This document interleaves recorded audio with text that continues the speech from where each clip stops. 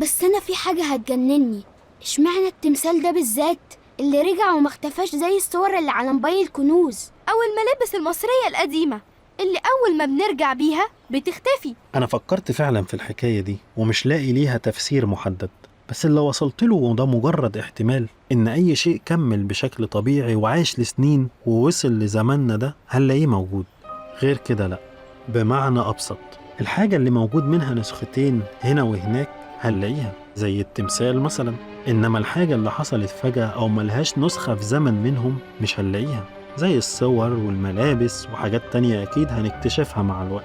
بس أنا مبسوطة إنهم قبضوا عليه، يستاهل لأنه عمل حاجة غلط. أديهم بيحققوا معاه. أكيد هيقول على اللي حصل. أنا خايف. لا ما تخافش يا أخي، حتى لو قال هيقول عليه بيحاول يعمل مجنون مش أكتر.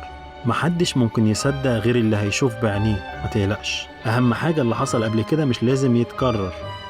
يلا بقى علشان تروحوا، اليوم الدراسي خلص. وبابا واقف بره مستنينا من بعد غياب يحيى وكلامه عن اللي حصل، وهو مصمم يجي ياخدنا كل يوم من المدرسة.